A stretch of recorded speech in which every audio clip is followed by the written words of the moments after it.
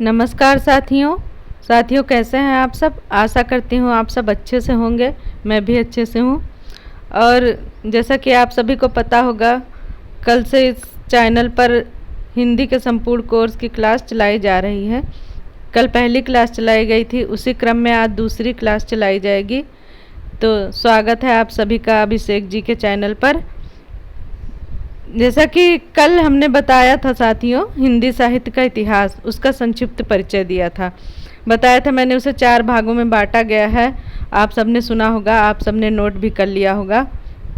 आदिकाल, भक्तिकाल, रीतिकाल, आधुनिक काल, और फिर उसको अलग अलग भागों में बांटा गया है, वो भी आप सबने नोट कर लिया होगा।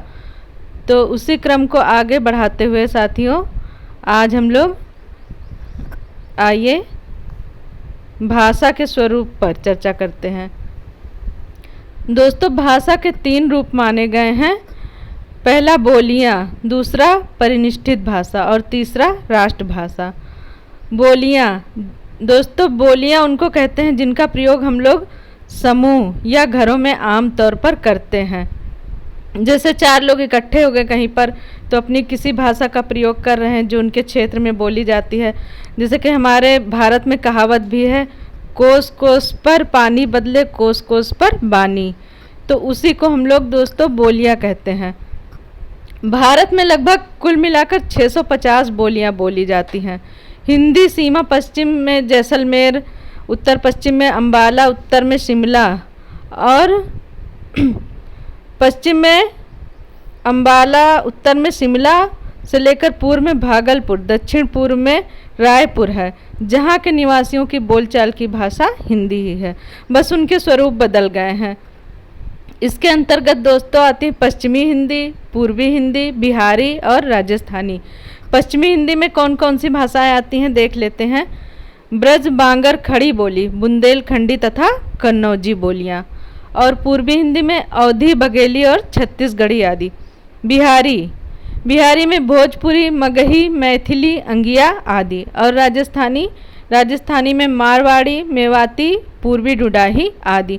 दोस्तों, एग्ज़ाम में अक्सर ज़्यादातर इससे सवाल पूछे जाते हैं कि अवधी किस हिंदी में आती है या फिर बुंदेलखंडी किस हिंदी में आती है। तो आप लोग इसको पूरा जान लें। अलग अलग जानने से अच्छा है एक साथ ही जान लें कि कौन से क्षेत्र में कौन सी भाषाएं बोली जाती है। फिर दूसरा, परिनिष्ठित भाषा। जब किसी बोली को व्याकरण से परिष्कृत किया जाता है, परिष्कृत मतलब उसको सजाया जाता है, संवारा जाता है, उसके रूप को और अधिक सुंदर कर दिया जाता है, तब वो क्या बन जाती है? परिनिष्ठित भाषा बन जाती है। फिर राष्ट्रभाषा। किसी भी देश की परिनिष्ठित भाषा जब व्यापक रूप से बहुसंख्यक यानी कि बहुत सारे लोगों द्वारा, अधिकतर लोगों द्वारा व्यवहार में ग्रहण कर ली जाती है, यानी कि बोली जाने लगती है, तब आगे चलकर राजनीतिक और सामाजिक शक्ति के आधार पर राष्ट्रभाषा का स्थान पा लेती है। तो दोस्तों, ये हमारी भाषा का स्वरूप हो गया। इसी क्रम में कल हम व्याकरण को आगे बढ़ाएंगे और एक तरफ आपका तद्भव, तत्सम और विलोम शब्द भी चलता रहेगा, जैसा कि हमने बताया था। तो कल मैंने आपको तद्भव, तत्सम का परिचय दिया था, कुछ शब्द भी दिए थे। आशा करती हूँ आप लोगों ने वो शब्द याद कर लिए होंगे। आज उसी क्रम में और थोड़े से दे रही हूँ। जैसे कि अंश का तत्सम क्या हो जाएगा दोस्तों? अंश। शा का अंतर देखिए, क्या हो जाएगा दोस्तों? अंश। और अचरज साधारण तौर पर लोग बोलते हैं, लेकिन शुद्ध रूप उसका क्या हो जाएगा? आश्चर्य। अचरज का तत्सम क्या हो जाएगा? आश्चर्य। तो ये आपका डेली का कार्य है, इसको डेली याद करते रहिएगा। कॉपी पेन लेकर बैठिएगा।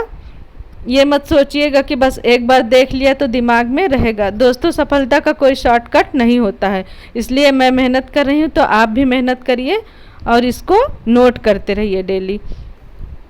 फिर आइए आपको थोड़े से विलोम शब्द बता देती हूँ। विलोम विपरीतार्थक शब्द यानी कि उल्टा शब्द। तो आज बहुत ही थोड़े से 2 शब्द दे रही हूँ। अगर आप 2-2 शब्द भी डेली याद करेंगे तो आपके लिए पर्याप्त हो जाएगा परीक्षा आते आते। जैसे कि अति का विलोम क्या हो जाएगा दोस्तों? अल्प। अधिक का विलोम क्या हो जाएगा दोस्तों? न्यून। दोस्तों बस आज के लिए इतना ही कार्य दिया जा रहा है। कल फिर से कक्षा चलाई जाएगी इतने ही समय। और आप लोगों ने बहुत से कमेंट भी किए, उसके लिए आपका बहुत बहुत धन्यवाद। वीडियो देखने के लिए आपका बहुत बहुत धन्यवाद। नमस्कार आप सभी को।